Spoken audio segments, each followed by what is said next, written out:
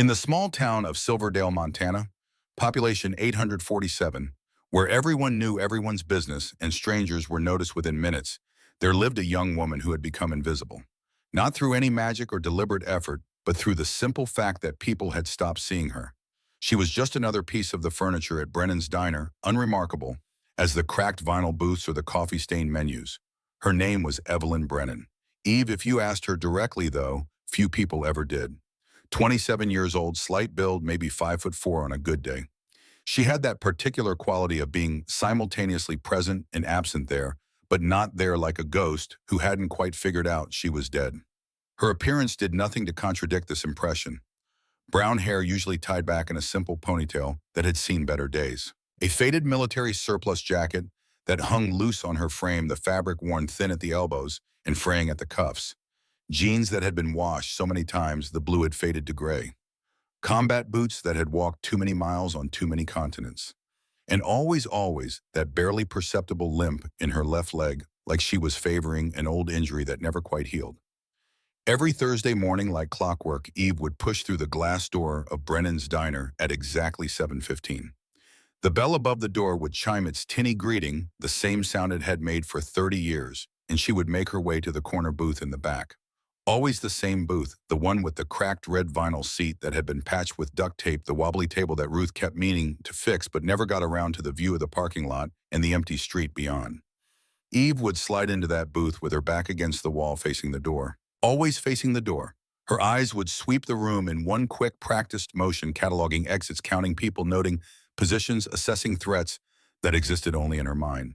Then she would reach for the laminated menu that she never actually read, because she ordered the same thing every single time. Black coffee, no cream, no sugar, nothing else. Diane Morrison, the waitress who had worked the morning shift for 15 years, would eventually make her way over. Eventually being the operative word, because serving Eve Brennan was never a priority. The regulars at the center tables tipped better. The construction crews from the highway project ordered more. The ranchers who came in after checking their cattle were quick and efficient and gone within 20 minutes. And Eve would sit there for 2, sometimes 3 hours, nursing that single cup of coffee and staring out the window at nothing in particular. Or everything. It was hard to tell. On this particular Thursday morning in late September 2024, the air had turned crisp with the promise of an early Montana winter. The mountains in the distance wore fresh caps of snow, gleaming white against the brilliant blue sky that only existed at high altitude. The aspens were turning gold, their leaves trembling in the breeze like coins catching the light. It was the kind of morning that travel magazines used to sell the romantic idea of the American West. Inside Brennan's diner, the smell of frying bacon and burnt coffee filled the air, mixing with the low murmur of conversation and the clatter of dishes being stacked in the kitchen. The breakfast rush was in full swing, such as it was in a town of 847 people. Maybe 30 customers spread across a dozen tables, enough to keep Diane and Ruth busy, but not overwhelmed. Eve sat in her usual spot, hands wrapped around a white ceramic mug that had long since gone cold. She had been there for 45 minutes, and Diane had yet to offer a refill.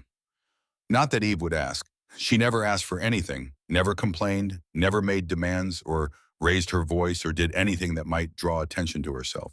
She had become very good at being invisible. At the center table, the prime real estate of the diner, Kyle Brennan held court with his usual crew. 19 years old, all swagger and small-town arrogance, Kyle was the kind of kid who peaked in high school and didn't know it yet. Star quarterback for the Silverdale Eagles, though the season had ended 2 years ago and the glory was fading fast. He worked at his father's auto shop now, spending his evenings drinking beer behind the abandoned gas station and his mornings making everyone else miserable. There were 3 of them today, Kyle's constant companions in mediocrity. Jake Connors, who had the IQ of a fence post, but could bench press 250 without breaking a sweat.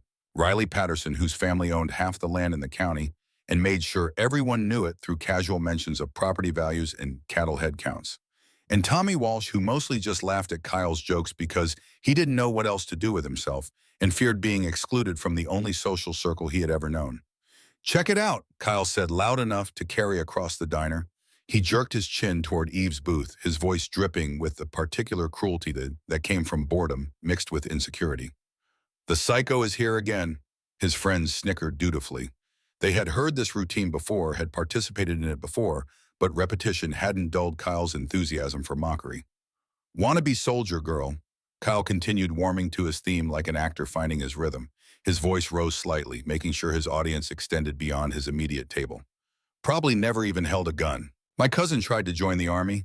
They rejected him for flat feet. Flat feet. I bet she couldn't even make it through basic training. Probably washed out the first week and bought that jacket at some surplus store to play pretend. Eve's hand tightened slightly around her mug. Just a fraction. Just enough that the muscles in her forearms stood out briefly before relaxing again. If you weren't watching closely, you would have missed it entirely. But she was always watching, always aware. Her eyes stayed fixed on the window on the reflection of the room behind her. Every face, every movement, every gesture. The way Kyle leaned back in his chair, arms spread wide in that pose of casual dominance that young men adopt when they feel untouchable. The way his friends clustered around him like pilotfish around a shark feeding on scraps of attention and borrowed confidence. She could see them. She could see everything. The lumber mill workers at their table near the kitchen men in Carhartt jackets and work boots who came in every morning before the 6 a.m. shift. The Henderson couple at their usual spot by the window, both in their 80s and moving with the careful precision of people who knew their bones were fragile. Ruth herself visible through the service window, flipping eggs on the griddle with practiced efficiency. Eve saw all of it, cataloged it, filed it away in the part of her mind that never stopped running threat assessments, never stopped calculating odds, never stopped preparing for dangers that no longer existed. But she said nothing, did nothing, just sat with her cold coffee and her invisible life and let the mockery wash over her like rain. Ruth Hawkins emerged from the kitchen, wiping her hands on her apron. 55 years old, owner of the diner pillar of the community by virtue of longevity rather than accomplishment. She had the kind of face that had once been pretty and was now just tired, worn down by too many early mornings and too many late nights counting receipts that never quite added up the way they should. Lines radiated from the corners of her eyes carved deep by decades of squinting at order tickets and balancing books. Gray streaked through hair, she still dyed the same auburn shade she had worn at 20, a small vanity she couldn't quite abandon, even as everything else about her youth faded into memory. Ruth's gaze fell on Eve's booth, and her mouth tightened into that particular expression of long-suffering patience that restaurant owners reserve for customers who take up space without spending money. She walked over to Diane, who was refilling coffee for the lumber mill workers, and spoke in a voice meant to be low, but carrying just far enough to be overheard. "Has she ordered anything besides coffee?" Diane shook her head, not bothering to lower her own voice. "Just the one cup. Been sitting there almost an hour." Ruth sighed, the sound heavy with implied martyrdom. That booth could seat 4 people. 4 people who might actually order breakfast.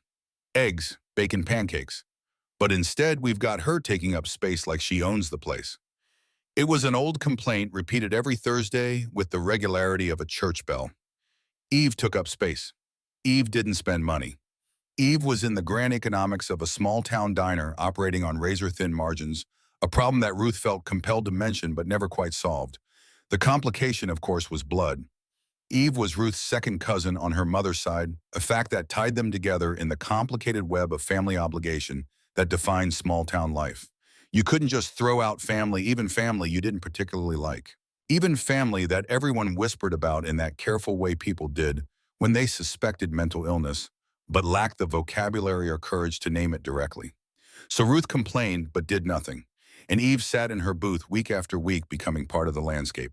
The door chimed. An elderly couple entered, moving with synchronized caution, the Hendersons, who came in every morning for oatmeal and weak tea. Diane hurried over to seat them at their usual table, leaving Eve's empty mug untouched, unremarked, upon invisible as the woman who held it. Eve's eyes tracked the movement automatically. She noted the Hendersons cataloged them as non-threats, observed Diane's path from their table to the kitchen, and back calculated sight lines and escape routes with the unconscious precision of someone for whom such calculations had once meant the difference between life and death. To anyone watching, though no one was, she appeared to be staring at nothing. At the parking lot outside, at the faded for sale sign in the window of the old hardware store across the street that had been closed for 5 years, at the empty sky above the mountains. But that wasn't what she was seeing. What she was seeing was sand, endless stretches of it broken only by jagged rocks that offered no shelter in the twisted remains of vegetation that had given up trying to survive in that hostile landscape. The sky bleached white with heat, the air shimmering in waves that made everything look like a mirage, like a dream you couldn't wake from. the weight of the rifle in her hands, 11 pounds of metal and polymer and precision engineering. The scope pressed against her eye socket, the familiar pressure that had worn a permanent callus on her right cheekbone, the stock tight against her shoulder. Her finger resting alongside the trigger guard, waiting for the moment when waiting would end and action would begin. The sound of breathing, not her own. Someone else's.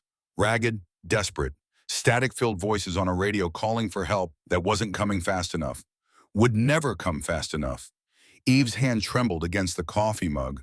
The liquid inside rippled in tiny concentric circles, miniature waves spreading from the epicenter of her unsteady grip. She pressed her palm flat against the table fingers, splayed wide, focusing on the sensation. Solid, real. The scarred formica surface cool and slightly sticky beneath her skin. She counted to 10 in her head using the breathing technique the VA therapist had taught her during those 3 years of mandatory counseling. 4 counts in, hold for 7, 8 counts out. Grounding technique, they called it. Bringing yourself back to the present and anchoring yourself in reality when memory tried to drag you back to places you couldn't afford to revisit. It helped. Sometimes. Not always. Hey, psycho. Kyle's voice cut through her concentration like a knife through silk. She looked up slowly, carefully arranging her face into an expression of neutral blankness that gave away nothing. He was standing now, having pushed back from his table with enough force to make the chair scrape loudly against the linoleum floor. His friends watched with the bright-eyed anticipation of people about to witness entertainment, their own mediocre lives made temporarily interesting by someone else's humiliation. Kyle swaggered over to her booth with that loose-limbed walk of someone who had never been truly afraid of anything in his 19 years of small-town existence, someone who had never faced real consequences, never experienced real loss, never understood that the world contained horrors that went far beyond losing a football game or getting rejected by a girl. You hear me talking to you. He planted his hands on her table, leaning in close enough that she could smell the cheap cologne and morning beer rolling off him in waves. I asked you a question last week. You ever actually serve, or you just like playing dress-up in that raggedy jacket? Eve looked at him, really looked at him, perhaps for the first time since she had started coming to this diner 8 months ago. He was so young, baby fat still softening his jawline despite all the weight training and protein shakes, eyes blue and clear and utterly empty of anything resembling wisdom or hard-earned knowledge. He thought he was a man because he could grow a patchy beard and bench press his body weight and make girls laugh at his jokes. He had absolutely no idea what it took to become a man, what it cost, what it required you to sacrifice. I asked you a question, Kyle repeated louder now, emboldened by the attention. The diner had gone quiet, conversations trailing off as people turned to watch. You deaf or just stupid? Leave her alone, Kyle. Ruth's voice came from behind the counter, sharp but resigned, carrying the tone of someone who had said the same thing 1,000 times and knew it would be ignored 1,000 more. Kyle glanced back at his friends, grinning, playing to his audience. I'm just trying to have a conversation, Ruth. That's not illegal, is it? Talking to people, making conversation. He turned back to Eve, his confidence growing with each word. See, my cousin tried to join up. Army.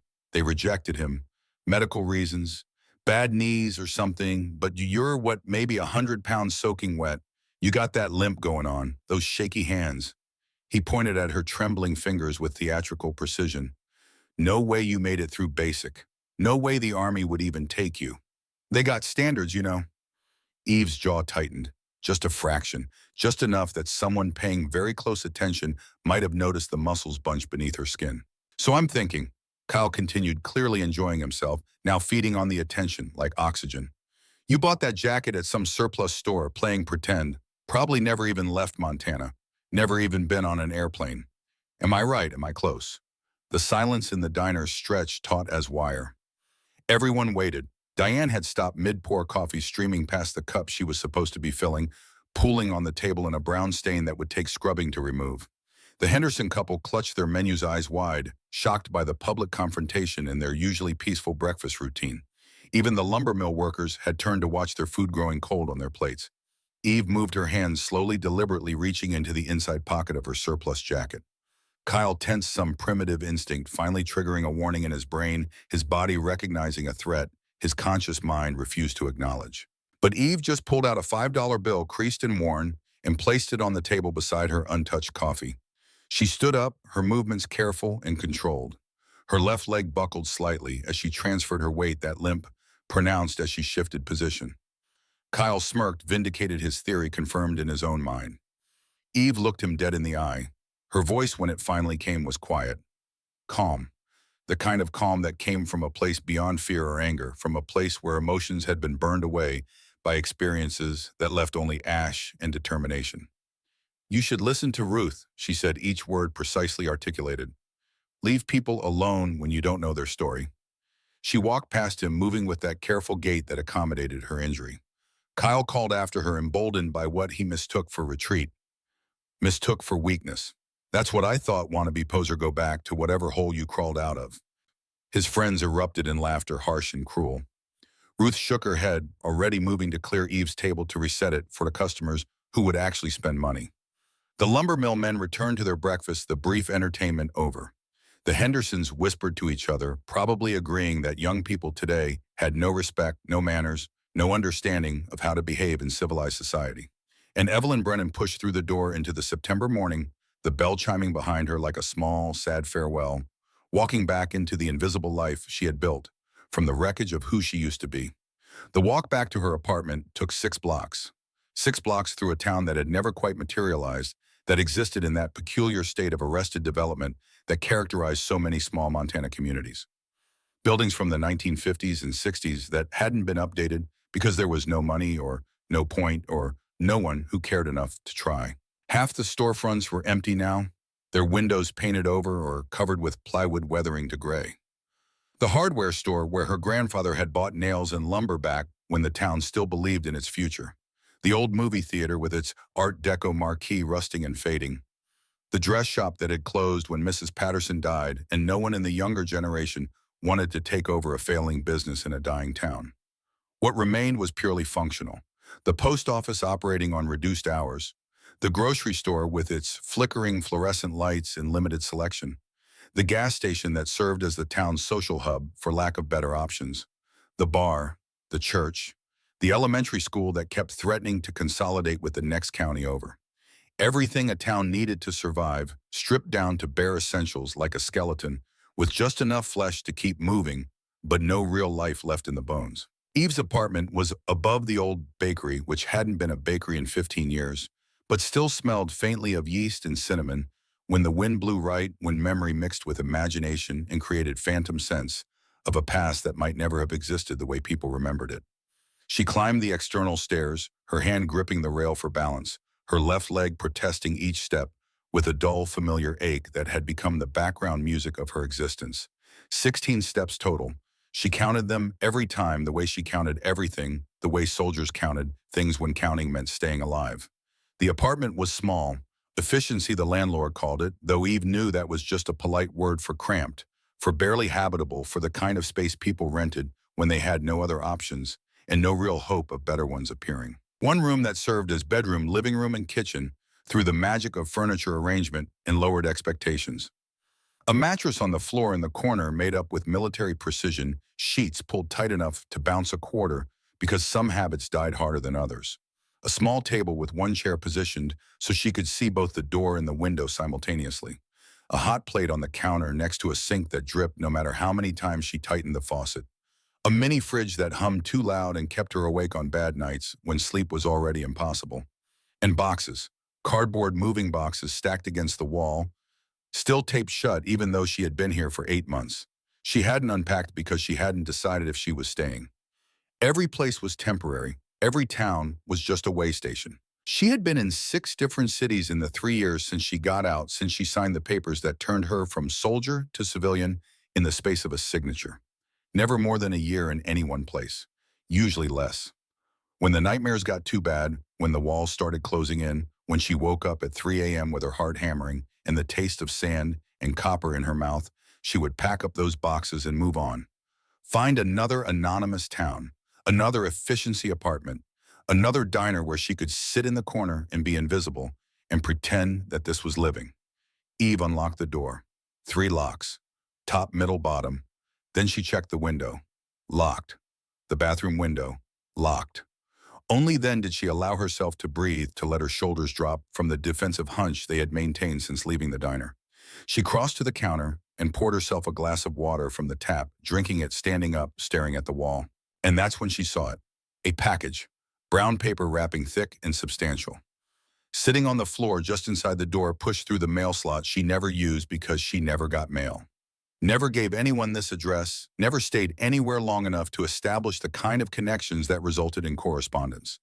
Her heart rate spiked immediately, adrenaline flooding her system with the old familiar rush. Fight or flight, threat assessment. Her hand went automatically to her waistband where a weapon would have been. Where a weapon used to be back when carrying weapons was part of the job description. But she was a civilian now. She didn't carry. She had promised her therapist she wouldn't carry. Had surrendered her concealed carry permit as part of the agreement that let her avoid the psychiatric hold they had wanted to place her under after that incident in Denver. The package sat there innocent and malevolent at once. Eve approached it carefully, every sense on high alert, moving with the cautious precision of someone checking for IEDs on a dusty road half a world away. She studied it from multiple angles.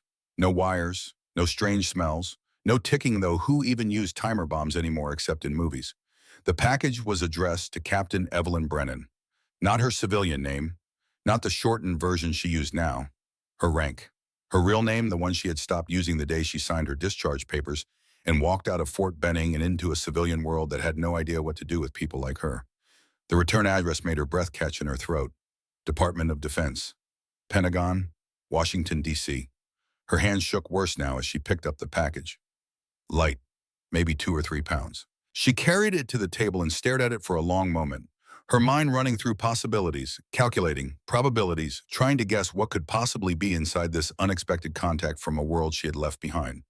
Finally, carefully, she peeled back the brown paper wrapping. Inside was a wooden box, dark mahogany polished to a mirror shine. The kind of box important things came in. Official things, final things. She knew what it was before she opened it, but she opened it anyway, the way you look at an accident even when you know you shouldn't. The way you can't help but witness disasters, even when witnessing changes, nothing. On top, a letter. Heavy paper. Embossed seal. Official typography that carried weight even before you read the words. Beneath that, a file folder marked with classification stamps she recognized from another life. Declassified as of June 2024. Operation Ghost Valley, for official use only. And beneath that, taking up most of the box, carefully folded, with ceremonial precision, an American flag, the kind they gave to families at military funerals. The kind that came with condolences and gratitude and the hollow promise that sacrifice meant something. Eve's vision blurred. She blinked hard, forcing the tears back through sheer force of will. Not yet. She couldn't break yet. Not here. Not alone. She picked up the letter with trembling fingers and began to read. Captain Evelyn Brennan, you are hereby invited to attend a ceremony of recognition at Arlington National Cemetery on October 15th, 2024 at 1000 hours. Your presence is requested to receive honors for actions taken during Operation Ghost Valley, Korangal Province, Islamic Republic of Afghanistan, October 12th, 2019. Dress uniform required. Transportation will be provided upon request. RSVP to the contact information below, no later than October 8th, 2024. The words swam on the page. Operation Ghost Valley. They had given it a name, made it official, turned 6 hours of hell into a neat little designation that could be filed away in government archives and forgotten by everyone except the people who had lived through it, the people who had survived it, and the one who hadn't. She put the letter down and opened the file folder with hands that wouldn't stop shaking no matter how hard she tried to control them. The first page was a mission summary, dry clinical language describing what had happened that day in terms so sanitized they bore almost no relationship to the reality she remembered. Ambush, 15 personnel surrounded, enemy forces estimated at 120 plus. Request for air support denied due to risk assessment. Orders issued to fall back and accept losses. Orders she had refused. She flipped to the next page and saw photographs.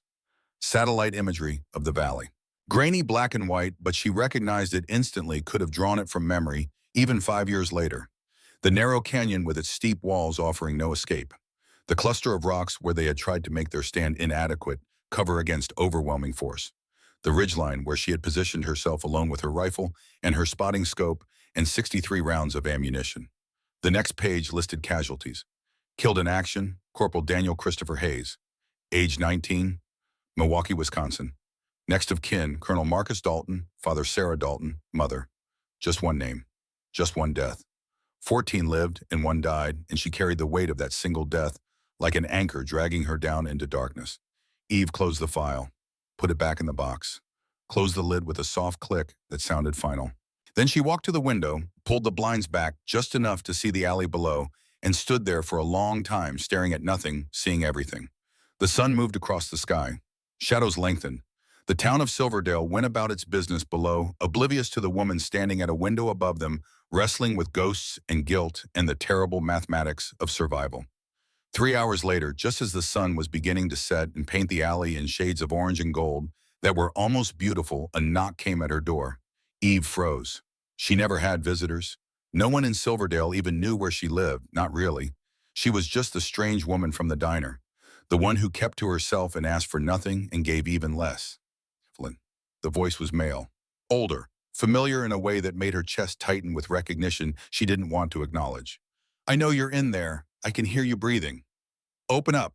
She crossed to the door, slowly checked the peephole with the paranoia that had become second nature. Saw a face she hadn't seen in 2 years, though she had known this moment would come eventually. Had been dreading it and hoping for it in equal measure.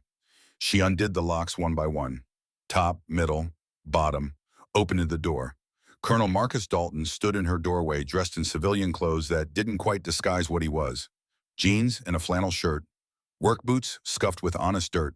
Looking for all the world like just another Montana retiree, except for the way he stood, the posture that never quite left, no matter how many years removed from active duty. 68 years old now. Lines carved deep around his eyes. Gray hair cut military short. Shoulders still straight despite the weight of years and loss. Sir, Eve said automatically, the old habits reasserting themselves. None of that? He stepped inside without being invited the way senior officers did, assuming welcome because rank had always granted access. Not anymore. We're both civilians now, Evelyn. Both on the outside. She closed the door behind him. Locked it. All 3 locks. He noticed but didn't comment, understanding perhaps better than anyone why locked doors mattered, why security measures were necessary, especially when the threats were mostly in your own mind. You got the package, he said, his eyes going to the mahogany box on the table. Not a question, a statement of fact. I'm not going, Eve said flatly. I can't, I won't. I didn't come here to convince you to go.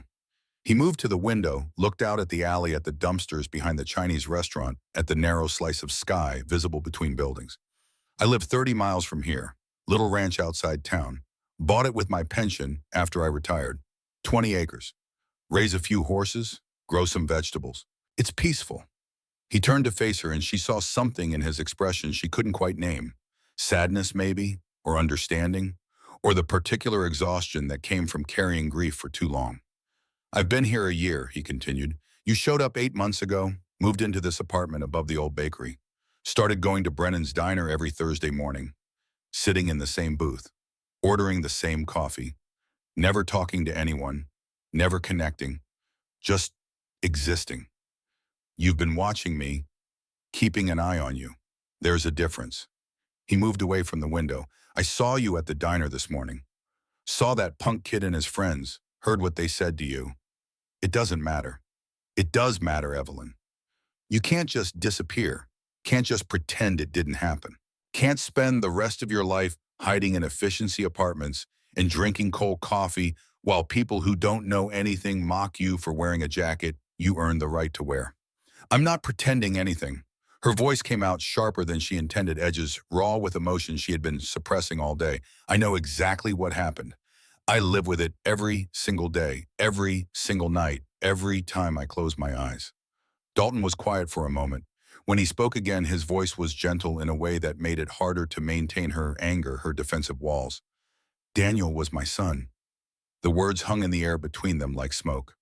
Eve felt the floor tilt beneath her feet, the room suddenly too small, the air too thick to breathe.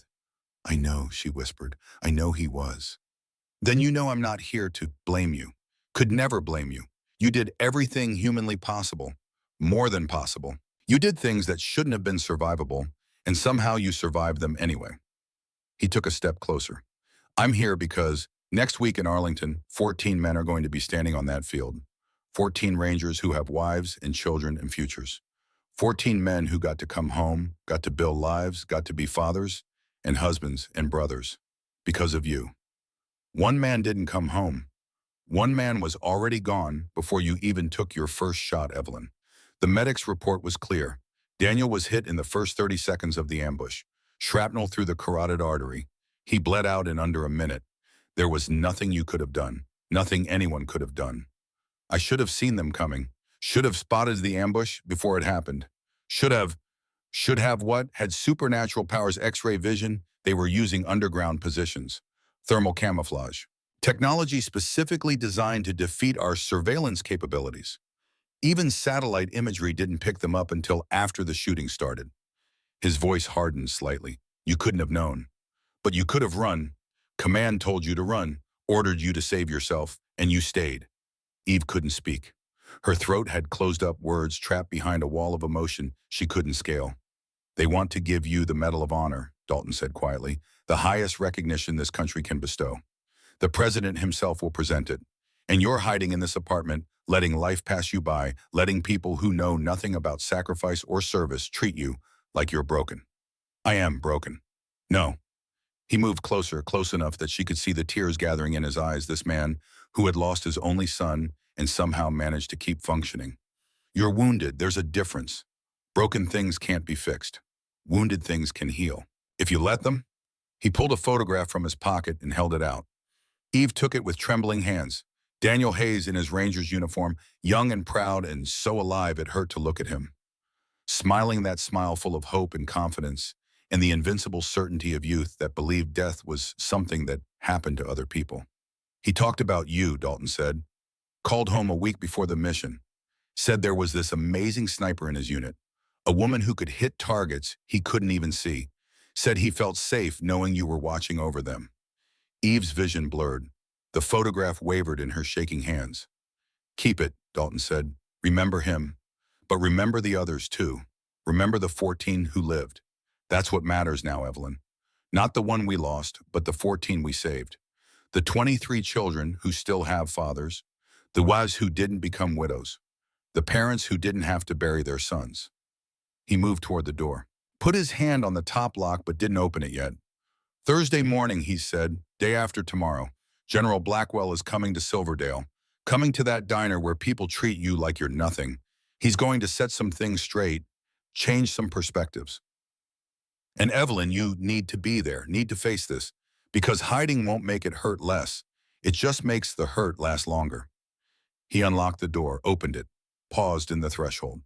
Daniel would want you to go to Arlington, would want you to accept the honor, would want those 14 men and their families to be able to thank you properly, to show you that what you did mattered, that his death, terrible as it was, it meant something. It saved them. Then Colonel Marcus Dalton walked out of her apartment and down the stairs, his footsteps fading into the evening, leaving Eve alone with a photograph of a dead boy and a truth she wasn't ready to accept. She looked at Daniel's face for a long time. Then she placed the photograph carefully in the mahogany box next to the folded flag and the declassified file and the invitation to face a past she had been running from for 5 years. She didn't sleep that night. Lay on her mattress, staring at the ceiling, listening to the sounds of Silverdale settling into darkness around her. Cars passing on the street below. A dog barking in the distance. The wind picking up as temperature dropped, whistling through cracks in the old building's weather stripping. And in her mind, playing on endless repeat, the valley, the heat, the weight of the rifle, the scope pressed against her face, the sound of Daniel's voice on the radio in those last seconds before it all went wrong. Ghost, you copy, we're in position. Starting setup now. Copy that. I have eyes on you. All clear. Roger. Hey, Ghost. Thanks for having our backs out here. Always. That was the last thing she had said to him. Always. A promise she hadn't been able to keep. Thursday morning arrived with low clouds and the smell of rain on the wind. Eve woke at 0500, her internal clock still set to military time. No matter how many years had passed, no matter how hard she tried to reset it to civilian rhythms. She told herself she wasn't going to the diner. Told herself she would stay here in her apartment, safe behind her 3 locks and her carefully maintained invisibility. But at 0645, she was pulling on her jeans. At 0700, she was locking her door behind her.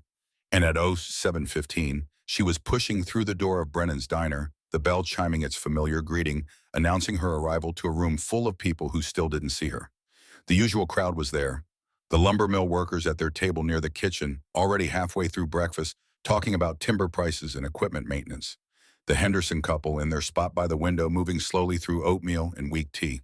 Diane behind the counter looking harried before the morning had really begun. Ruth in the kitchen visible through the service window, the eternal choreography of eggs and bacon and hash browns. And at the center table, Kyle and his crew already on their second round of coffee and whatever passed for breakfast in their world of extended adolescence and shrinking opportunities. Eve walked to her usual booth, sat down, placed her hands on the table, faced the door. She didn't have to wait long. At exactly 07:30, she heard it, the distinctive rumble of a heavy engine, the kind that didn't belong in Silverdale, that announced importance and authority and a world beyond the boundaries of this dying Montana town. She looked out the window and felt her breath catch in her throat. A black SUV, government plates clearly visible even from this distance, pulling up to the curb directly in front of the diner with the confidence of someone who had every right to park wherever they pleased. The engine cut off, the driver's door opened, and General Theodore Blackwell stepped out into the Montana morning, wearing his full-dress uniform, 4 silver stars gleaming on his shoulders, his chest covered in ribbons and medals that represented a career of service and sacrifice and leadership in the hardest places on earth. The diner went silent. Every conversation stopped mid-sentence. Every fork froze mid-bite. Every breath held. Blackwell walked to the diner door with measured steps, pulled it open.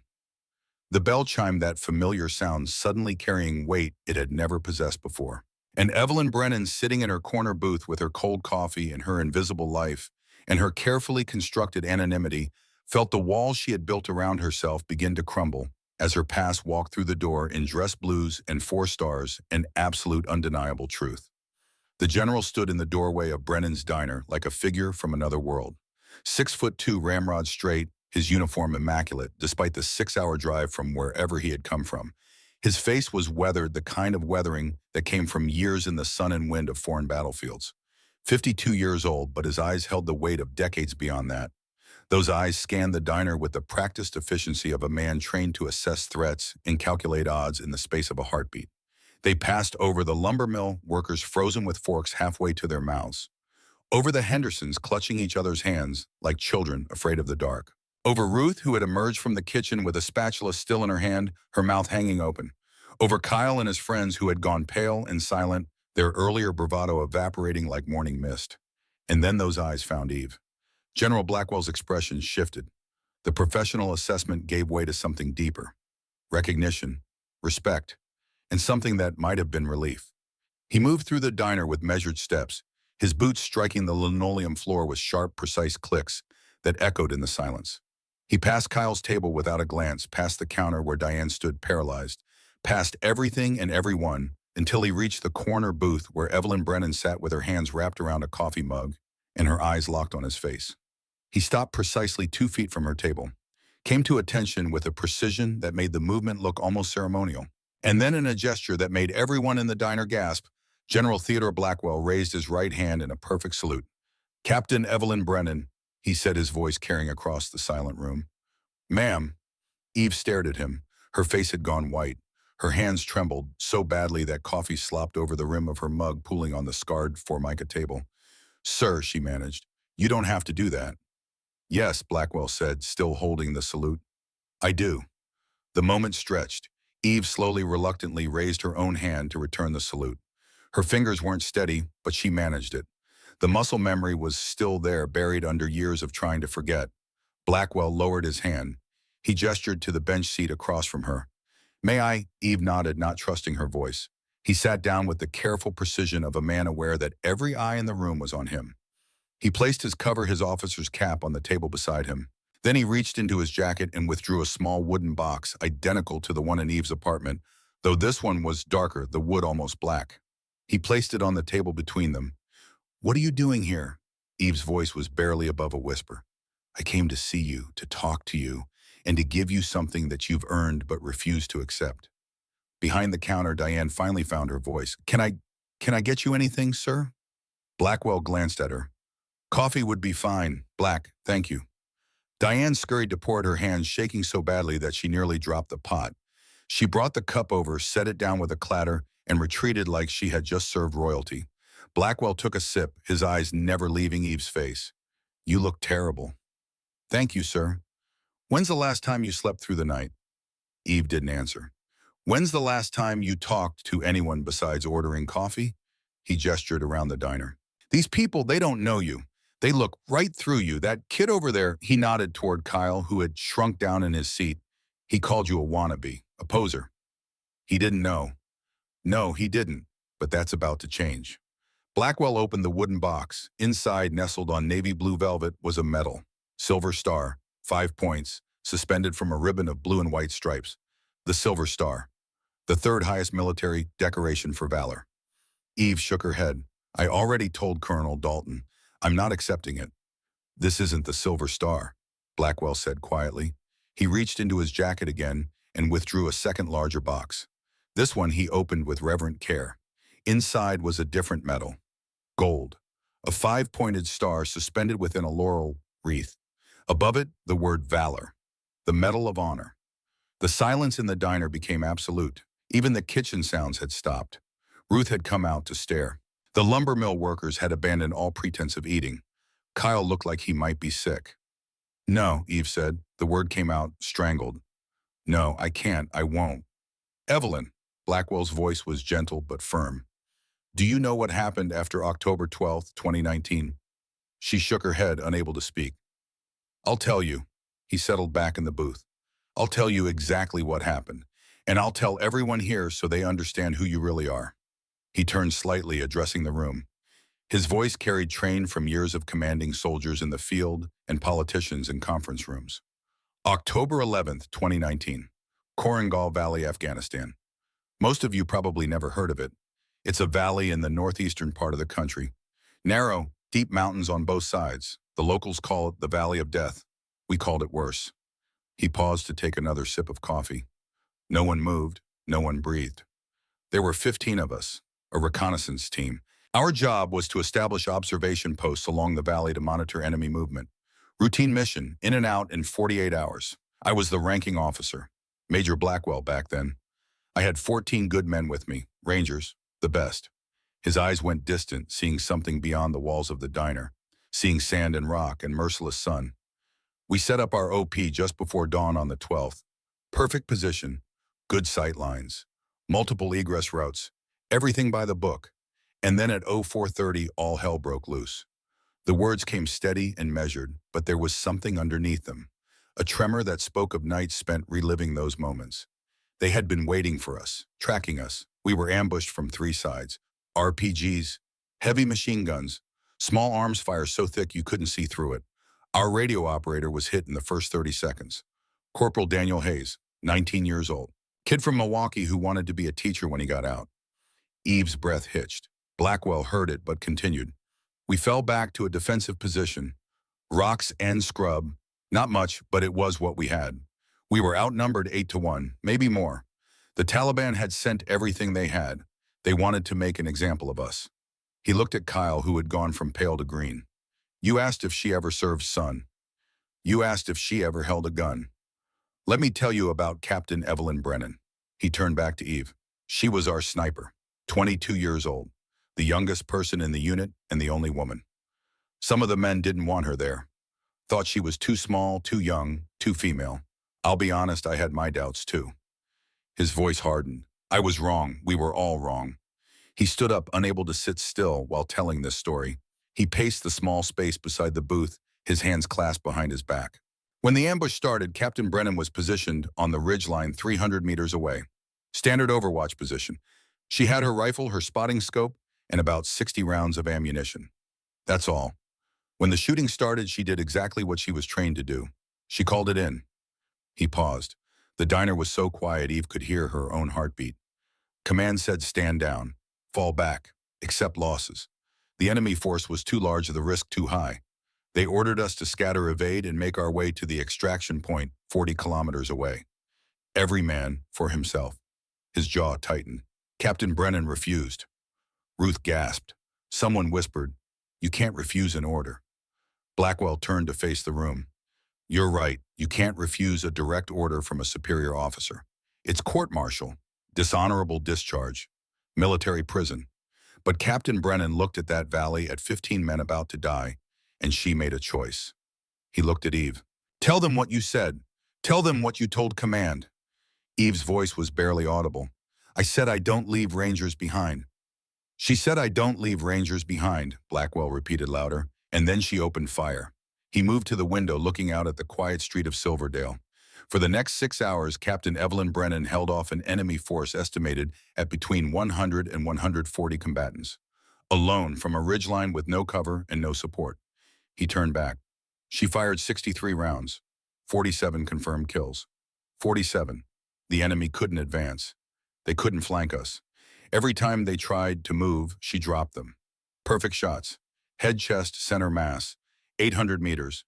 900. One shot went 1,200 meters in a crosswind and took out a machine gun nest that had us pinned. Kyle's friend Jake made a small sound. Riley had his hand over his mouth. At 0900 she was hit.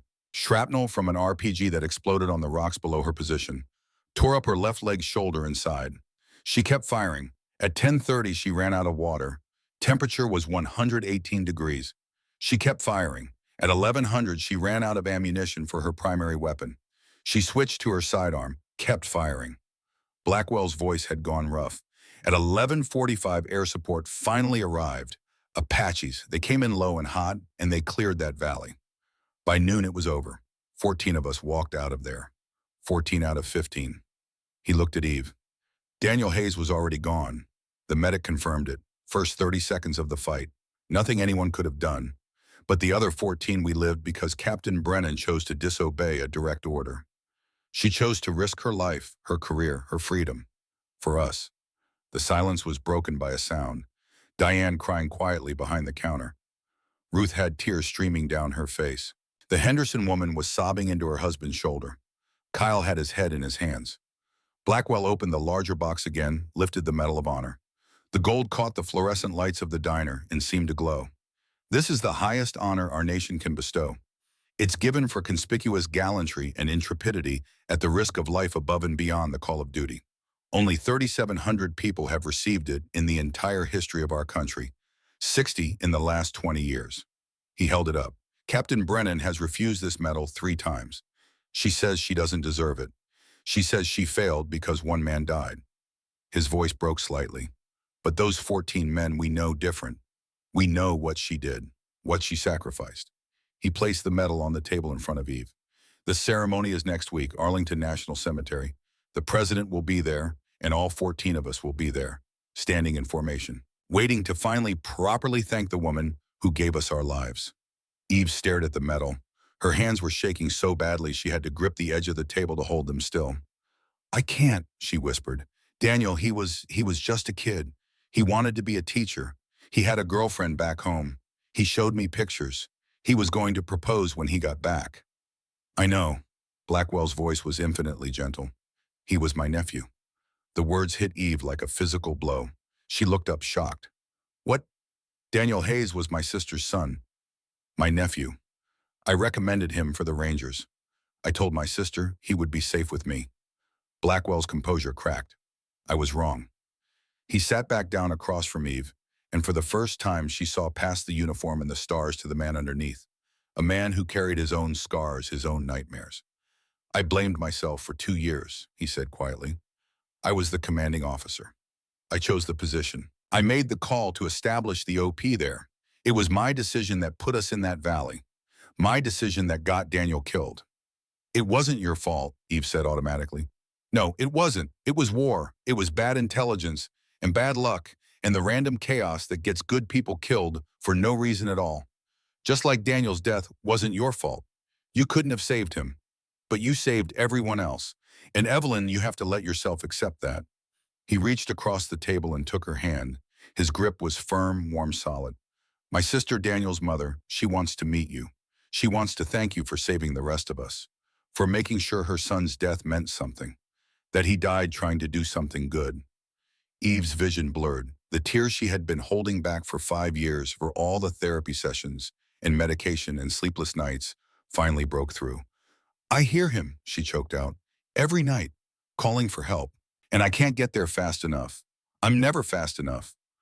I know, Blackwell squeezed her hand. We all hear them, the ones we couldn't save. But Evelyn, you saved 14. 14 men went home to their families. 14 sets of parents didn't have to bury their sons. 14 wives didn't become widows. 23 children still have their fathers. He paused. One of those children is named Evelyn. Staff Sergeant Jake Williams, he was in that valley. He named his daughter after you. She's 4 years old now. She wants to meet the woman whose name she carries.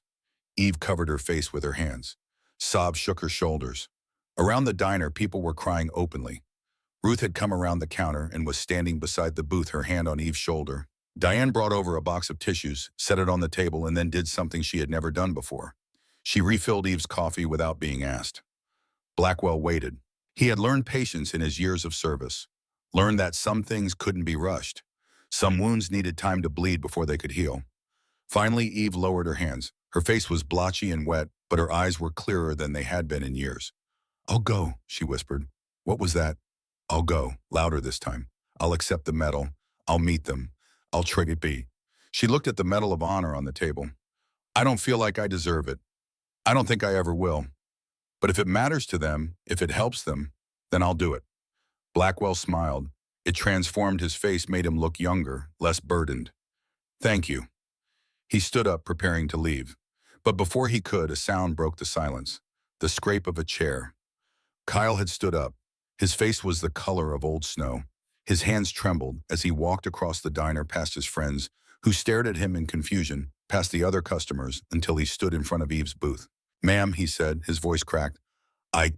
I'm so sorry. I didn't know. I had no idea. The things I said, I was a complete asshole, and I'm so sorry. Eve looked up at him, this boy with his whole life ahead of him. This child who had never seen war, never felt real fear, never had to make a choice between his life and someone else's. You didn't know, she said quietly. How could you? That's no excuse. Tears were running down his face.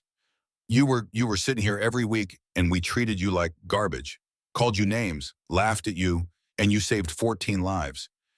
You're a hero, a real hero, and I'm just some punk kid who doesn't know anything. Blackwell watched this exchange with interest. Then he spoke. Son, what's your name? Kyle, sir. Kyle Brennan. How old are you, Kyle? 19, sir. Blackwell nodded slowly.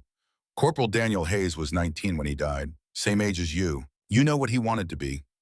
Kyle shook his head, unable to speak. A teacher. High school history. He wanted to teach kids like you about the cost of freedom, about the men and women who pay that cost so you can live in a town like this, work at your father's shop, drink coffee with your friends, and never worry about rockets falling from the sky. He gestured to Eve. This woman paid that cost. She carries scars you can't see and wounds that will never fully heal. And instead of being honored for it, she sits in the corner of a diner and gets mocked by children who have no idea what sacrifice means. Kyle had collapsed to his knees beside the booth. I'm sorry, he kept saying. I'm so sorry. Eve reached out hesitantly and touched his shoulder. Stand up, Kyle, you made a mistake. You apologized. That takes courage. More courage than a lot of people have. He looked up at her, this young man who had just had his world turned upside down. Is there anything I can do?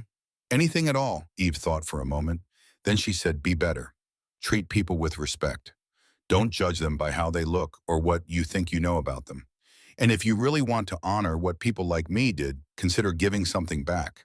Military service, community service, something that makes the world a little better than you found it. Kyle nodded, wiping his face with his sleeve.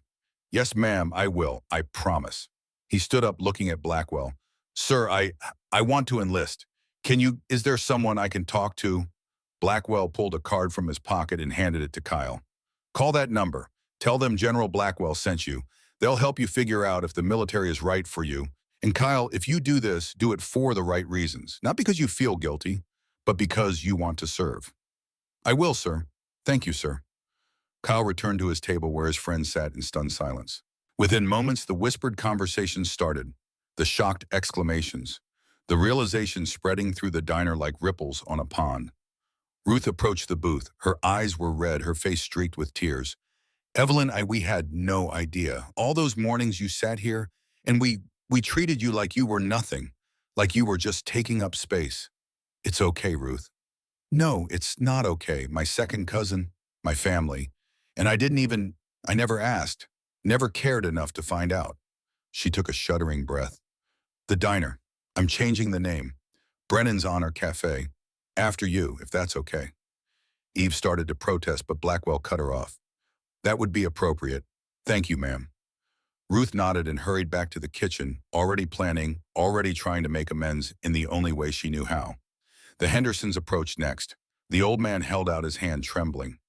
We're World War II, my wife and I. We met in London during the Blitz. We know what service means, what sacrifice costs. Thank you, young lady. Thank you for your service. Eve shook his hand, then his wife's. More people came. The lumber mill workers, other customers who had filtered in and heard the story. One by one, they approached to shake her hand, to say thank you, to apologize for not seeing her. For the first time in 3 years, Evelyn Brennan was visible. Blackwell watched it all with satisfaction. Then he picked up his cover and prepared to leave. Sir, Eve said. Wait, he paused. Colonel Dalton, you said he told you about me, about how I was living. She swallowed hard. He said Daniel was his son, but you said Daniel was your nephew. Blackwell's expression grew somber. Daniel's father, Colonel Marcus Dalton, he was in that valley too. He was one of the 14. He's the one who carried Daniel's body out. He's the one who had to tell his wife that their son was gone. Eve felt the world tilt. He was there, and he never blamed me. No, he thanked you. He thanks you every day for saving the 13 other men in that unit, for saving me, for giving those families their loved ones back. Blackwell put on his cap, adjusting it to the precise angle. He'll be at the ceremony, front row. He wants to see you receive the honor you've earned. He saluted her one more time. Next Thursday, Arlington, 1000 hours. Don't be late, Captain. Then he turned and walked out of the diner back into the Montana morning, leaving behind a town that had been fundamentally changed in the space of an hour. Eve sat in her booth, the Medal of Honor on the table in front of her, surrounded by people who now looked at her with respect and awe and gratitude. And for the first time since October 12, 2019, she felt something that might have been hope. The days between that Thursday morning and the ceremony in Arlington passed in a strange blur for Evelyn Brennan. Time moved differently now. No longer the endless gray repetition of wake, coffee, silence, sleep. Now each hour brought something new, something that pulled her further from the invisible life she had built and into a world she had tried so hard to escape. Friday morning, she woke to find Kyle and 3 of his friends in her alley painting over the graffiti on the bakery's brick wall. They had brought ladders, drop cloths, and primer white enough to hurt the eyes in the early sun. When she appeared at the top of the stairs, Kyle looked up, his face still carrying the shame of his earlier mockery. Morning, ma'am, he called up. Hope we didn't wake you. Thought we'd clean this up, make the place look better. Eve descended the stairs slowly, her legs stiff from sleep. She examined their work. They had covered years of spray paint, crude drawings, and faded advertisements. The wall looked fresh, clean, like a slate wiped blank. You didn't have to do this, she said. Yeah, Kyle replied, we did. She watched them work for a while, then went inside and made a full pot of coffee. She brought it down in a thermos with 4 cups, the first time she had served anyone anything in longer than she could remember. The boys accepted it with stammered thanks, and she sat on the bottom step drinking her own cup, listening to them talk about football and girls and plans that seemed both impossibly distant and immediate. Young men, the same age as Daniel Hayes, the same age as half the soldiers in that valley. Children really playing at being adults, unaware of how fragile everything was. By Saturday, the story had spread through Silverdale like wildfire. A town of 847 people kept no secrets, and this was a secret that had exploded with the force of revelation. The woman they had ignored, the strange girl with the limp and the empty stare, was a war hero. Medal of Honor, saved 14 lives, disobeyed orders to do it. Eve's phone rang for the first time in months. Numbers she didn't recognize. She let them go to voicemail. Reporters, some of them. The local news from Great Falls, a producer from a national morning show. She deleted them all without listening, but one call she answered. Colonel Marcus Dalton. How are you holding up? His voice was steady, paternal. I'm not sure, Eve admitted. She was sitting on her mattress, the Medal of Honor box open beside her, the ribbon catching the afternoon light. Everything's different now. Different isn't always bad. It's not what I wanted. I know. A pause. Evelyn, I need to tell you something about Daniel. About that day. Her hand tightened on the phone. Sir, you don't have to. I do. You need to hear this before Arlington. He took a breath. When the ambush started, Daniel was 10 feet from me. We had just set up the observation equipment. He was checking the radio frequencies. And then the first RPG hit, and he was down. Eve closed her eyes, seeing it, always seeing it. I crawled to him, Dalton continued, checked for vitals. Nothing. He was gone before he hit the ground. Shrapnel through the neck. He didn't suffer. Didn't even know what happened. His voice roughened. I wanted you to know that. I was there. I held him. And there was nothing you could have done. Nothing anyone could have done. I should have seen them coming. Should have spotted the ambush. They were using caves, underground positions, thermal camouflage. Even satellite imagery didn't pick them up until after the shooting started. You couldn't have known. He paused. But you could have run. Command told you to run. And you stayed. I couldn't leave you. I know. That's why you're getting the medal. That's why 14 families still have their sons and fathers and husbands. Another pause. My wife Daniel's mother, she's coming to Arlington.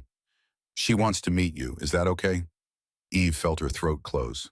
I don't know if I can face her. She doesn't blame you. She wants to thank you for saving me, for saving the others, for making sure that at least some mothers got their boys back. Okay, Eve whispered. Okay. Sunday, Ruth closed Brennan's diner to the public. She hung a sign on the door, private event. But when Eve walked past on her usual morning route, the place was full. 20, maybe 30 people. Ruth saw her through the window and came rushing out. Evelyn, come in, please. We're having a gathering for you. Ruth, please, just for a little while. Inside, the diner had been transformed. Red, white, and blue streamers hung from the ceiling. An American flag draped one wall, and on every table photographs, military photographs. Young men and women in uniform, most of them old pictures faded and creased from years of handling. These are our veterans, Ruth explained, everyone in Silverdale who served. We called their families, asked them to bring pictures. We wanted you to know you're not alone, that this town understands service even if we forgot for a while. Eve moved through the diner in a daze. World War II veterans, their faces young and serious in black and white. Korea, Vietnam, Desert Storm, Iraq, Afghanistan. Generations of service, of sacrifice, all displayed here in this small town diner that smelled of coffee and bacon and memory. An old woman approached, stooped with age, her hands knotted with arthritis. My husband, she said, pointing to a photograph of a young man in a Marine uniform. Pacific Theater, Guadalcanal. He came home, but he never really left that jungle. Used to wake up screaming. Couldn't stand loud noises. Doctors didn't have a name for it back then. PTSD, Eve said quietly. That's what they call it now. Back then, we just called it battle fatigue, shell shock. The old woman touched Eve's arm. He lived with it for 47 years, until the day he died. But you know what helped him? Talking to other veterans, men who understood, who had been there. She squeezed Eve's arm. You don't have to carry it alone, dear. More people came forward. More stories. A son lost in Vietnam, a daughter serving in the Navy, a grandson deployed to Syria. The threads of service that ran through this small town like veins of gold through rock, precious and often hidden. Diane brought Eve a plate of food, real food, not just coffee, eggs and bacon and toast and hash browns. On the house, she said, always. Eve ate surrounded by strangers who were no longer quite so strange, who looked at her now and saw not an oddity, but a reflection of their own sacrifices, their own losses, their own pride in service. Monday brought a delivery, a suit, tailored professional, delivered from a store in Great Falls that Eve had never been to. The card read, for Arlington. You can't wear a surplus jacket to meet the president. Wear this with pride. It was signed by 24 names. The town had pooled money, bought her clothes fit for a ceremony. Eve tried on the navy blue suit in her tiny bathroom. It fit perfectly. Someone had gotten her measurements, probably Ruth, probably from that one time years ago when Eve had bought a dress for a funeral she never attended. She looked at herself in the mirror and barely recognized the woman staring back. Professional, put together, almost normal. She thought about wearing it to the ceremony and felt panic rise in her throat. Tuesday, Colonel Dalton appeared at her door again. This time he brought a duffel bag. Your dress, blues, he said. I had them pulled from storage, cleaned, pressed, updated, with your current ribbons and rank. He set the bag on her table. You served as a captain. You should wear the uniform. Eve unzipped the bag slowly. The smell hit her first. That particular scent of military wool and starch and something indefinable that meant service. She pulled out the jacket, dark blue, almost black, the brass buttons gleaming, the captain's bars on the shoulders, and on the chest ribbons, purple heart with oak leaf cluster, bronze star, Army Commendation Medal, combat action badge, expert marksmanship badge, and a gap, a space where the Medal of Honor would go. I can't wear this, she said. Why not? Because I'm not that person anymore. I got out. I'm a civilian. Dalton sat down at her small table. Evelyn, you can take off the uniform. You can get discharge papers. You can move to a small mound in Montana and try to disappear. But you'll always be a soldier. It's in your bones, in the way you sit facing the door, the way you catalog threats, the way you move through the world with situational awareness that civilians don't have. He gestured to the uniform. This is who you are. Own it. She ran her fingers over the ribbons. I'm afraid. Of what? Of going back, of remembering, of being that person again. She looked at him. What if I can't handle it? What if I get up there in front of all those people and I just break? Then you break, and we'll be there to catch you. All 14 of us. We're not letting you fall, Evelyn. Not after you kept us from falling. Wednesday, Eve didn't go to the diner. She stayed in her apartment packing. Not much to pack. She had never accumulated much. A few changes of clothes, toiletries. The boxes against the wall remained taped shut, their contents still mysterious even to her. She picked up the Medal of Honor still in its box, held it up to the light. Such a small thing to carry such weight. Gold and ribbon and meaning compressed into an object that fit in the palm of her hand. Her phone buzzed, a text from a number she didn't recognize. Then she saw the signature. General Blackwell, flight details attached. Car picking you up at 600 tomorrow. Dress blues. You're not facing this alone. 14 of us will be on that stage with you. See you in Arlington, Captain. She read it 3 times. Then she opened her duffel bag and carefully packed her dress blues, making sure every crease was perfect, every button aligned. Muscle memory, from basic training, from years of inspections, from a life she thought she had left behind. Thursday morning arrived with frost on the windows and stars still visible in the pre-dawn sky. Eve woke at 4, showered and dressed in her civilian clothes, the suit from the town. She would change into her uniform later at Arlington in the designated area where soldiers prepared for ceremonies. At exactly 6 a.m., a black sedan pulled up outside the bakery. Not an SUV this time, something quieter, more discreet. The driver got out, a young soldier in dress greens, and opened the back door. Captain Brennan, ma'am. She climbed in her duffel bag over her shoulder. As the car pulled away from the curb, she looked back at Silverdale. The town was just beginning to wake. Lights in windows, smoke from chimneys, Ruth opening the diner, probably already starting the coffee. A town that had ignored her, then discovered her, then embraced her. The drive to the airport was silent. The soldier drove with professional efficiency, asking no questions, making no small talk. Eve was grateful. She spent the time looking out the window at Montana rolling past.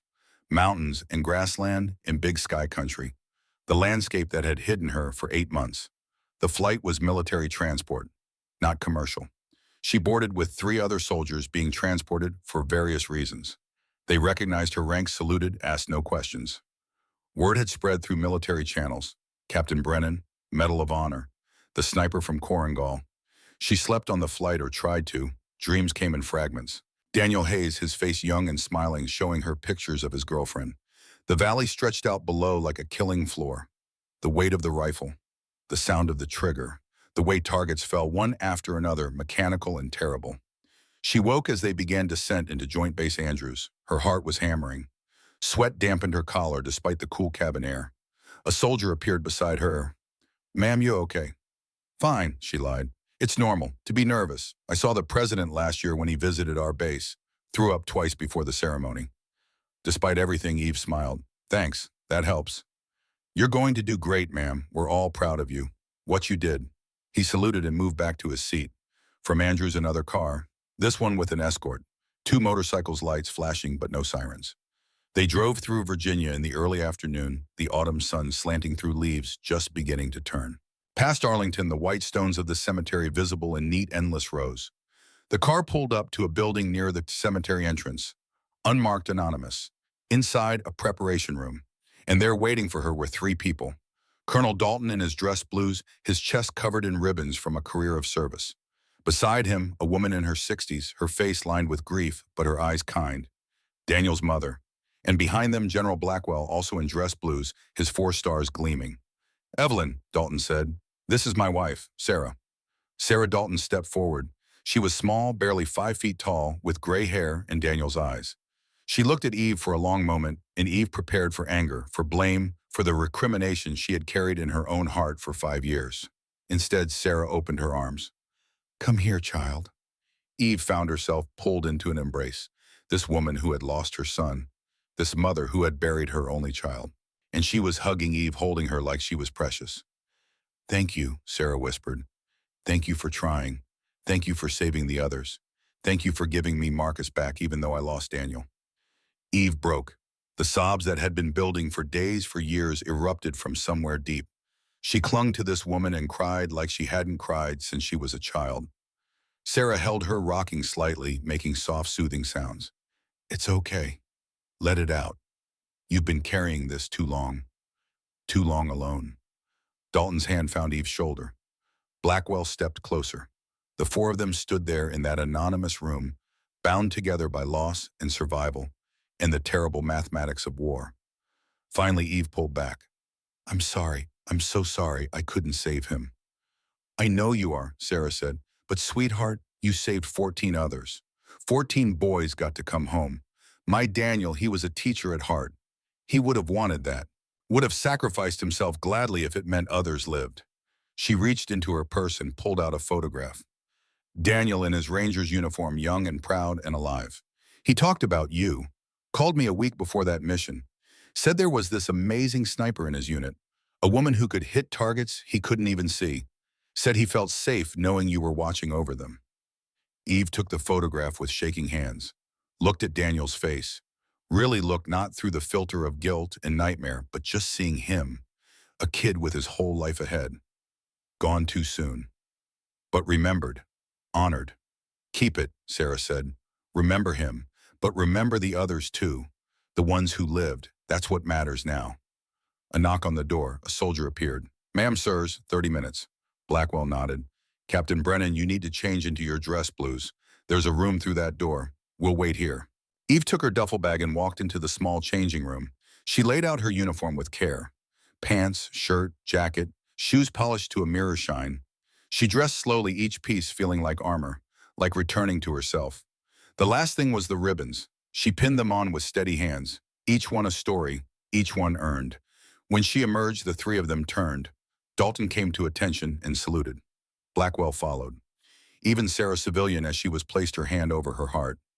You look like a soldier again, Dalton said. I feel like one, Eve admitted. And it was true, the uniform had done something, reminded her of who she had been, who she still was, under all the fear and guilt and trying to hide. Another knock. It's time. They walked through corridors together, following the young soldier who served as their guide, through doors and down hallways until finally they emerged into October sunshine. Arlington National Cemetery spread before them in precise ordered rows, white headstones stretching to the horizon. The fallen honored and remembered, and in the distance a stage, flags, a podium, and people, hundreds of them. Eve's steps faltered. Dalton took her arm. Steady, we've got you. As they approached, Eve began to recognize faces. Staff Sergeant Jake Williams holding the hand of a small girl with dark curls. That must be Evelyn, the 4-year-old named for her. Sergeant First Class Thomas Rodriguez, his wife beside him, pregnant and glowing. Corporal Michael Chen, his parents standing with him, elderly and proud.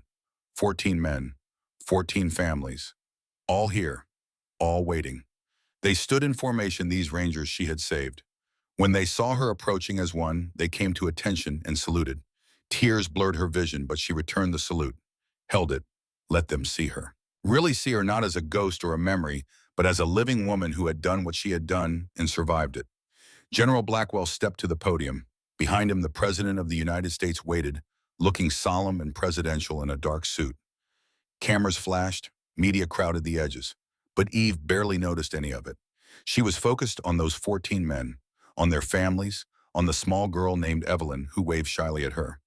Blackwell began to speak, His voice carried across the cemetery, amplified by speakers, but needing no such help. It was a voice trained to command, to inspire, to lead. We gather today to honor extraordinary valor, to recognize sacrifice that goes beyond duty, to celebrate a soldier who, when faced with an impossible choice, chose the harder right over the easier wrong. He detailed the mission, the ambush, the odds, the order to retreat, and one woman's refusal. Captain Evelyn Brennan fired 63 rounds over 6 hours. 47 confirmed kills. She was wounded twice but continued fighting. She was ordered to stand down and refused. She was told to save herself, and instead she saved 14 others. He gestured to the formation. These men, these rangers, these husbands and fathers and sons. They stand here today because one woman decided that orders mattered less than lives. The president stepped forward, in his hands a velvet case. He opened it to reveal the Medal of Honor, the gold star gleaming in the afternoon sun. Captain Evelyn Brennan, the president said, for conspicuous gallantry and intrepidity at the risk of life above and beyond the call of duty, it is my honor to present you with the Medal of Honor. Eve stepped forward. Her legs shook, her hands trembled. But she stood straight, shoulders back, chin up. A soldier receiving recognition for doing what soldiers do, for protecting her brothers in arms, for refusing to leave anyone behind. The president placed the medal around her neck. The ribbon settled against her uniform. The weight was nothing, a few ounces, but it felt like the world. The nation thanks you, Captain Brennan. He saluted her. The President of the United States saluting a young woman from Montana who had simply done her job. She returned the salute, held it, then stepped back. The formation of Rangers broke. They rushed forward, 14 men surrounding her, hugging her, thanking her, crying and laughing, and lifting her off the ground in their joy. You saved my life, Rodriguez said. You gave me my future. Williams added, his daughter on his shoulders. You brought me home to my wife. Chen said, his mother weeping beside him. One by one they spoke. 14 voices. 14 stories of what happened after that valley. Marriages and children and careers and lives lived because one woman had refused to give up. Sarah Dalton approached through the crowd. She carried a folded flag, the one that had been on Daniel's coffin. She pressed it into Eve's hands. He would have wanted you to have this, wanted you to know that his sacrifice, it meant something. It saved you, it saved them.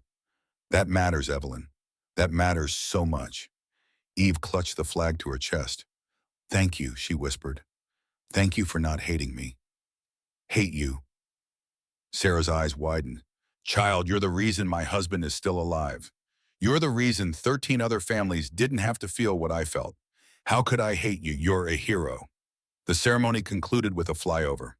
4 helicopters in formation, the same Apaches that had finally come to extract them from that valley 5 years ago. They flew low and loud, their shadows crossing the white stones in moving tribute. Eve watched them pass overhead and felt something shift inside her. The weight she had carried, the guilt that had pressed down on her every waking moment, it didn't disappear. It never would. Daniel Hayes was still dead. She would still hear his voice in her dreams. But she could carry it now. Could bear the weight of one loss alongside the joy of 14 salvations. Could accept that she had done everything possible, everything humanly achievable, and that it had been enough. Not perfect, but enough. The reception afterward was held in a building near the cemetery, food and drinks and conversation that flowed easier than Eve had expected. The families wanted to meet her, wanted to introduce their children, their grandchildren, wanted to show her the lives that continued because of her choice. She held babies, shook hands, accepted thanks with grace that surprised even herself. Kyle called her phone. She answered, stepping outside into the cool evening. Ma'am, I just wanted to say I saw it on the news, the ceremony. You looked amazing, like a real soldier, which I guess you are. Are. He stumbled over words. Anyway, I went to the recruiter today. I'm enlisting. Army, I want to be like you. Kyle, Eve said gently, don't be like me. Be better. Serve because you want to serve, not because you feel you have to. I want to, really. And ma'am, the whole town watched. Everyone in Silverdale. Ruth set up a TV in the diner and the whole town came. We all watched you get that medal. And we're proud, real proud. After he hung up, Eve stood in the gathering dark watching the sun set over Arlington. Thousands of white stones glowing pink in the dying light. The honored dead. The ones who gave everything. She wasn't one of them. She had survived. And maybe finally she could learn to live with that. Inside, Dalton found her. There's someone else who wants to meet you. He led her to a quiet corner where an elderly man sat in a wheelchair, his chest covered in medals from wars fought generations ago. World War II ribbons, Korea, a lifetime of service. Captain Brennan, the old soldier said. His voice was papery but strong. I'm retired General Thomas Brennan. I believe we're distant relatives. Your family tree shows we share a great-great-grandfather. Eve blinked. Sir, I wanted to meet the young woman carrying our family name into this new generation of warriors. Wanted to tell you that we're proud, that you've honored the uniform and the name. He reached out a trembling hand. Welcome to the long line of Brennans who have served this nation. She took his hand carefully. This connection to a past she hadn't known existed, a legacy she hadn't realized she was part of. The reception wound down as evening turned to night. Families departed promising to stay in touch to build connections that would last beyond this single day. The 14 Rangers gathered one last time, forming up around Eve. We meet every year, William said. October 12th, anniversary of the Valley. We get together, remember Daniel, celebrate being alive. This year we want you there. I don't know if I can, Eve started. You can, Blackwell said firmly. You will, because you're not alone anymore. You're part of this, part of us. The ghost of Korengal Valley. Our guardian angel. He smiled. And our friend. That night, Eve stayed in a hotel near Arlington. She hung her dress blues carefully, the Medal of Honor still around the neck. She would wear it back to Silverdale, would walk into Brennan's Honor Cafe in full uniform, and let the town see what they had missed for so long. She slept without nightmares for the first time in 5 years. And when she dreamed of Daniel Hayes smiling, telling her it was okay, that she had done enough, that she could rest now. 6 months later, Silverdale had transformed in small but significant ways. The diner bore its new name proudly. Ruth had commissioned a painting Eve in her dress blues that hung behind the counter where everyone could see it. Thursdays brought veterans from 3 counties gathering to drink coffee and share stories and remember what service meant. Eve ran a program now, Ranger's Legacy she called it, teaching young people about leadership, about service, about the cost of freedom. Kyle was her first student, preparing to ship out to basic training in the spring. 15 others had joined, eager to learn from the woman who had become Silverdale's most famous resident. She still sat in her corner booth on Thursday mornings, still drank black coffee, still faced the door. But now people joined her. Diane brought refills without asking. Ruth sat with her between rush periods. The lumber mill workers invited her to their table, though she usually declined, preferring her quiet corner. But she wasn't invisible anymore, wasn't ignored. Every person who entered that diner knew her name, her story, her sacrifice. The nightmares hadn't stopped completely. She still woke sometimes at 3 a.m., heart racing, Daniel's voice in her ears. But when that happened, she would call one of the 14. Rodriguez or Williams or Chen. They understood. They carried their own nightmares, and together they learned to bear the weight. On a cold February morning, Eve sat in her booth, the Medal of Honor in its case beside her. A reporter from the national news was coming to interview her, something she had finally agreed to after months of requests. The door chimed, but it wasn't the reporter. It was a young woman, maybe 19, wearing a high school letter jacket. She approached Eve's table nervously. Captain Brennan, I'm sorry to bother you. I wanted to ask you something. Sit down, Eve said, gesturing to the bench across from her. The girl sat. My name's Emma. I'm a senior at Silverdale High. I want to join the Army. Be a medic, save lives like you did. But my parents say it's too dangerous. That girl shouldn't be in combat. She looked at Eve with desperate hope. What should I do? Eve looked at this young woman so full of potential and purpose. She thought about Daniel Hayes, who never got to be the teacher he dreamed of being. About the 14 men who did get to live their dreams because someone refused to give up on them. Tell your parents that service isn't about gender. It's about character, about being willing to sacrifice for something bigger than yourself. Eve reached across the table and took Emma's hand. If you want to serve, if you truly want to save lives and make a difference, then you should serve. But go into it with your eyes open. Know that it will cost you, will change you, will leave scars that never fully heal. She paused. But it will also show you what you're capable of, what humanity is capable of when pushed to its limits. And you'll find family in the most unexpected places. Brothers and sisters who will have your back for the rest of your life. Emma's eyes shone. Will you help me, train me, teach me what I need to know? Eve smiled, the first genuine smile in longer than she could remember. Yes, Ranger's Legacy meets Tuesday and Thursday evenings. Come to the first session. We'll see if you have what it takes. The girl left with a promise to be there, her steps lighter, her future stone suddenly full of possibility. Diane brought fresh coffee. You're building something here, something important. I'm just trying to give back, to make sure that what happened in that valley, what Daniel and the others went through, it means something. It does, Ruth said, emerging from the kitchen. You've changed this town, Evelyn. Made us better. Made us remember what matters. The reporter arrived an hour later. Eve told her story again, the words coming easier now, less laden with guilt, and more balanced with acceptance. She talked about Daniel Hayes making sure his name was remembered, talked about the 14 who survived, talked about the cost of service and the importance of supporting those who wear the uniform. When the interview concluded and the camera crew packed up, Eve sat alone in her booth again, but not really alone. Never alone again. She looked at the Medal of Honor in its case. Such a small thing to represent such enormous sacrifice. But maybe that was the point. That the biggest moments, the most important choices, they came down to simple decisions. Stay or run, fight or flee, save yourself or save others. She had made her choice. And she would make it again, would make it 1,000 times over, even knowing the cost. Because some things were worth the price. Some people were worth saving. And some warriors, they didn't wear capes or seek glory. They just showed up, did their job, refused to quit, and that in the end was enough. Outside Brennan's Honor Cafe, Montana stretched wide and beautiful under a winter sky. Inside, a hero sat drinking coffee, no longer invisible, no longer lost. Just a soldier, a teacher, a guardian. Living proof that sometimes the quietest people carry the loudest stories. And that true courage isn't the absence of fear. It's refusing to let fear make the choice for you.